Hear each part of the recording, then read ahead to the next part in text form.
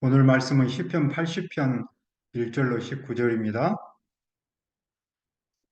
요 절은 3절인데 같이 한번 먼저 읽읍시다. 3절입니다. 하나님이 우리를 돌이키시고 주의 얼굴빛을 비추사 우리가 구원을 얻게 하소서. 말씀의 제목은 우리를 돌이키소서입니다. 오늘의 시는 주전 722년 이스라엘의 멸망을 배경으로 합니다. 시는 절망적인 상황에서도 오직 하나님께 희망을 두고 기도합니다. 그는 무엇을 기도합니까? 1절을 보십시오. 요셉을 양떼같이 인도하시는 이스라엘의 목자여 귀를 기울이소서. 그룹 사이에 좌정하시니여 빛을 비추소서.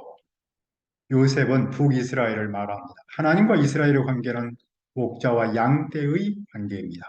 하나님은 이스라엘의 목자이시고 이스라엘은 하나님의 양떼입니다. 목자는 양떼를 먹이고 인도하고 보호합니다. 그리고 양은 그 목자의 음성을 듣고 따릅니다. 그런데 이스라엘은 목자이신 하나님의 음성을 듣지 않았습니다. 그들은 물질적 풍요를 준다고 유혹하는 바알을 섬겼습니다. 그들은 좋은 목자를 떠나 사꾼 목자를 섬겼습니다. 하나님은 그런 그들을 버리셨습니다. 이스라엘은 멸망의 끝자락에 섰습니다. 그러나 시인은 목자이신 하나님께 무엇을 기도합니까? 첫째로 귀를 기울이소서. 시인은 목자이신 하나님께서 양떼의 기도에 귀를 기울여 주시도록 기도합니다. 좋은 목자는 언제 어디서나 양떼의 소리에 귀를 기울입니다. 둘째로 빛을 비추소서. 하나님은 그룹 사이에 좌정하신 분입니다. 그룹은 천사를 뜻하는데 언약궤 위에 있었습니다. 그것은 속죄소, 즉 사람의 죄를 덮어 용서하는 곳입니다. 다른 말로는 시은좌인데 은혜를 베푸는 의자, a mercy seat를 뜻합니다. 하나님은 모세에게 말씀하셨습니다. 거기서 내가 너와 만나고 속죄소 위, 곧 증거궤 위에 있는 두 그룹 사이에서 내가 이스라엘 자손을 위하여 내게 명할 이 모든 일을 내게 이르리라. 하나님은 그곳에 계시면서 이스라엘 죄를 용서하셨습니다. 시인은 그 하나님께서 빛으로 나타나시도록 기도합니다. 셋째로 주님의 능력을 나타내소서. 시인은 그룹 사이에 좌정하신 하나님께서 에브라임과 베냐민과 므낫세 앞에서 그 능력을 나타내시도록 기도합니다. 에브라임, 베냐민 그리고 므낫세는 북이스라엘의 대표 지파입니다. 특히 에브라임은 이스라엘을 이끈 중심 지파입니다.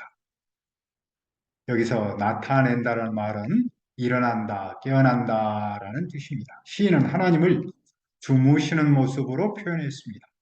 왜냐하면 전쟁에서 하나님이 북이스라엘을 돕지 않으셨는데 그 모습은 주무시는 것과 같았기 때문입니다. 그러나 이제는 주님께서 깨어나셔서 그들 앞에서 능력을 보여주시기를 바랍니다. 넷째로 구원하러 오소서. 시인은 깨어나신 하나님께서 그들을 구원하러 오시도록 기도합니다. 다섯째로 우리를 돌이키소서.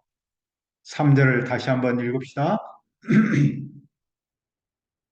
하나님이여 우리를 돌이키시고 주의 얼굴빛을 비추사 우리가 구원을 얻게 하소서. 우리를 돌이키소서라는 말은 우리를 회복해 주세요. 우리를 다시 돌려주세요라는 뜻입니다. 시인은 하나님께서 그들을 회복해 주시도록 기도합니다. 여섯째로 주님의 얼굴을 비추소서.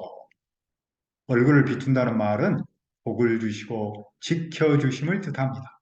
주님의 얼굴을 비추시면 그들은 구원을 얻습니다. 시인은 왜 이렇게 기도합니까? 시인은 현재 처한 그들의 문제의 원인과 해결을 깨달았기 때문입니다.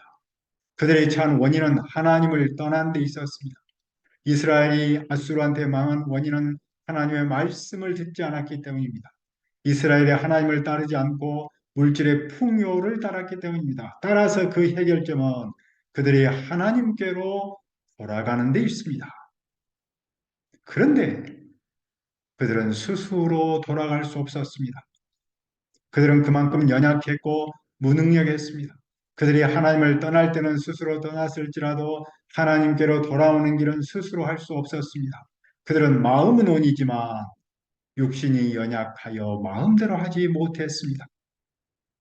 그 모습은 아담 후손의 태생적 한계입니다. 시인은 그 한계 상황에서 하나님을 생각했습니다. 그리고 기도했습니다. 하나님이여, 우리를 돌이키소서. 시인은 하나님께서 그들을 용서하시고 다시 붙잡아 주실 줄 믿었습니다. 하나님께서 얼굴빛을 비춰 주실 줄 믿었습니다.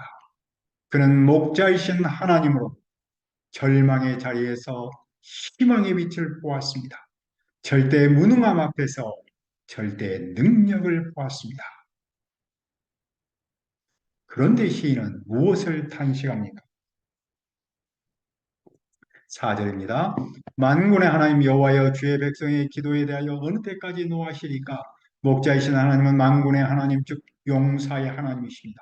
그런데 시인은 그 하나님께 탄식합니다. 어느 때까지 노하십니까?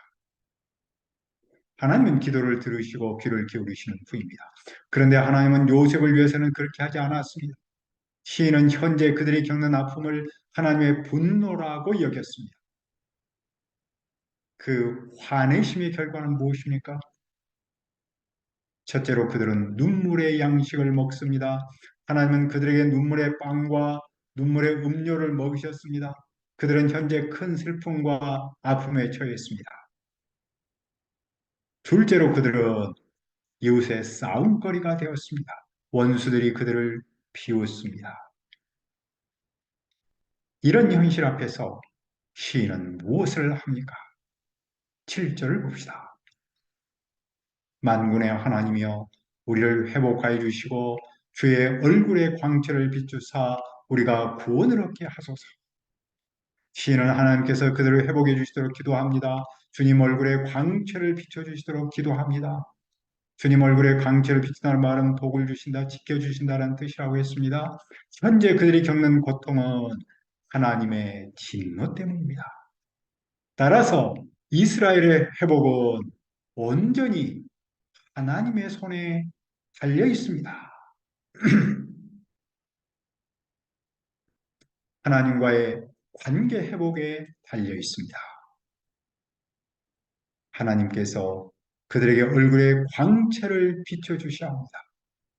시인은 3절을 반복해서 기도합니다. 과거 하나님은 이스라엘을 어떻게 하셨습니까? 주님께서 한 포도나무를 애굽에서 가져다가 이방 민족을 쫓아내시고 그들의 땅에 그것을 심으셨습니다. 한 포도나무는 이스라엘이고 이방 민족은 가나안 족속입니다.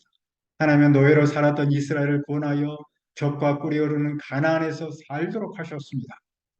주님께서 그 땅을 미리 가꾸셨으므로 그 뿌리가 깊이 박혀서 땅에 가득했습니다. 포도나무 그늘이 산들을 가렸습니다. 포도나무 가지는 하나님의 백향목 같았습니다. 연약한 포도나무가 가장 튼튼한 백향목을 대신했습니다. 포도나무 이스라엘이 백향목 레바논을 정복했습니다. 포도나무는 바다와 강까지 뻗어나갑니다. 하나님의 은혜로 이스라엘은 놀라운 번영과 풍요를 누렸습니다. 그런데 주님께서 무엇을 하셨습니까? 12절입니다. 주께서 어찌하여 그 담을 허시사 길을 지나가는 모든 이들이 그것을 따게 하셨나이까? 주님은 이스라엘의 담벼락을 허셨습니다. 담은 하나님의 보호를 뜻합니다. 하나님께서 그 울타리를 부수셨습니다. 하나님께서 이스라엘을 더는 보호하지 않으셨습니다. 하나님은 오히려 길 가는 사람이 그것을 잡아 뽑도록 하셨습니다. 이스라엘은 하나님의 보호를 받지 못하여 침략을 당했습니다. 하나님은 멧돼지들이 숲에서 나와서 마구 먹고 들 짐승들이 그것을 먹도록 하십니다. 그러나 시인은 이런 참담한 현실 앞에서 하나님께 무엇을 구합니까? 14절을 보십시오. 만군의 하나님이여 구함나니 돌아오셔서 하늘에서 굽어보시고 이 포도나무를 돌보소서. 첫째로 돌아오소서. 시인은 전능하신 하나님께서 자기에게 돌아오시도록 기도합니다. 하나님께서 이스라엘을 향하여 마음을 누그러뜨리고 얼굴을 돌리시며 궁의를 베풀어 주시기를 간구합니다. 그것밖에는 구원의 길이 없음을 깨달았기 때문입니다. 둘째로 두고 보소서. 전능하신 하나님께서 그들을 하늘에서 내려다 보시도록 기도합니다. 셋째로 돌보소서. 돌본다라는 말은 방문한다라는 뜻입니다. 시인은 하나님과 이스라엘의 관계가 끊어져 있음을 전제합니다. 이제는 하나님께서 이스라엘을 찾아오셔서 돌봐주시도록 기도합니다. 이스라엘은 하나님께 어떤 존재였습니까? 15절입니다. 주의 오른손으로 심으신 줄기요 주를 위하여 힘있게 하신 가지니이다. 앞에서 꺾인 가지는 주님이 직접 심으셨던 가지였습니다. 주님께서 몸소 굳게 기르신 가지였습니다. 그런데 주님의 포도나무는 불타고 꺾이고 있습니다. 주님의 분노로 그들은 멸망합니다. 하나님께서 그들을 버리시니 그들의 번영과 풍요는 아침에 안개처럼 사라졌습니다. 그러나 시인은 절망과 무력 앞에서 무엇을 바랍니까? 17절을 봅시다. 주의 오른쪽에 있는 자, 곧 주를 위하여 힘있게 하신 인자에게 주의 손을 얹으소서. 오른쪽에 있는 사람은 인자입니다. 여기서는 나라의 왕을 뜻합니다. 하나님은 왕을 굳게 세우셨습니다. 그리고 하나님은 전투에서 왕을 지지하고 보호하십니다. 시인은 주님의 오른쪽에 있는 사람, 주님께서 굳게 세우셨던 왕을 보호해 주시기를 바랍니다. 시인은 무엇을 소원합니까? 18절입니다. 그리하시면 우리가 주에게서 물러가지 아니하려니 우리를 소생하게 하소서. 우리가 주의 이름을 부르리이다. 그러니까 이 시인은 하나님께서 왕을 보호하시면 이제는 주님으로부터 물러가지 않겠다고 서원합니다. 주님으로부터 물러가지 않는다라는 말은 주님을 떠나지 않는다. 우상을 숭배하지 않는다라는 뜻입니다. 다시 말하면 그들은 혼합주의에 더는 빠지지 않겠다는 겁니다. 그들은 지금부터는 하나님만을 온전히 섬기겠다는 겁니다. 그러니 하나님께서 그들을 살려주시도록 기도합니다. 그러면 그들은 주님의 이름을 부를 겁니다. 그들은 주님만을 섬길 겁니다. 시인은 그들의 생명이 하나님의 선물임을 압니다. 동시에 하나님의 이름을 부름으로만 그 생명을 지킬 수 있음을 압니다. 그러므로 시인은 마지막으로 무엇을 강청합니까? 19절을 다시 한번 읽읍시다. 만군의 하나님 여호와여 우리를 돌이켜 주시고 주의 얼굴의 광채를 우리에게 비추소서 우리가 구원을 얻으리이다. 시는 마지막으로 3절과 7절을 반복하여 기도합니다. 오늘의 시를 통해 무엇을 배웁니까? 오늘의 시는 민족적 탄식이면서 공동체의 회개입니다. 비록 때늦은 위층과 돌이킴일지라도 하나님에 대한 갈망을 배웁니다. 시인은 절망과 무능력 그리고 아픔을 겪을 때 하나님을 기억하고 하나님께 도움을 청했습니다. 실패의 자리에서 그는 아무것도 아니고 오직 주님의 은혜만이 사는 길임을 알았습니다. 그래서 그는 여호와께서 우리를 돌이켜 주시고 주님 얼굴에 광채를 비춰 주시도록 기도했습니다. 우리는 지난 몇 년 동안 코로나19로 인간의 연약함과 태생적 한계를 깨달았습니다. 이어서 러시아와 우크라이나 전쟁을 통해 또 느꼈습니다. 그리고 튀르키예와 시리아에서 일어난 지진은 인간의 연약함을 적나라하게 보여줬습니다. 우리는 삶의 구석구석에서 최첨단 최고 인공지능 시대를 살면서도 한편으로는 인간의 연약함을 뼈저리게 느끼고 있습니다. 이런 현실 앞에서 우리가 할 수 있는 건 무엇입니까? 우리의 목자이신 하나님께 기도하는 일입니다. 왜냐하면 지금까지의 모든 일은 하나님의 뜻 안에서 이루어졌고 그 하나님만이 이 모든 문제를 해결할 수 있기 때문입니다. 하나님만이 질병에서 보호하시고 전쟁을 끝낼 수 있고 자연재해를 중지할 수 있기 때문입니다. 한편 복음 사역은 어떠합니까? 복음 사역을 위해서도 우리는 같은 기도를 할 수밖에 없습니다. 우리의 캠퍼스 영혼은 물론이고 이 세상 사람을 회복할 수 있는 분은 오직 하나님뿐입니다. 하나님은 세상을 심판하시는 분이며 동시에 사람을 구원하시는 분입니다. 오늘 내 삶의 자리는 어떠합니까? 번영과 풍요입니까? 아니면 무력함과 아픔입니까? 내가 어떤 자리에 있든지 오직 하나님만이 우리 문제의 해결자이십니다. 하나님만이 나를 돌이킬 수 있는 분입니다. 그러므로 우리도 시인처럼 기도하기를 바랍니다. 하나님이여 우리를 돌이키소서. 은혜로우신 아버지 하나님, 전능하신 아버지 하나님, 이 세상과 온 세상을 다스리시고 구원하시는 목자이신 하나님 아버지시여.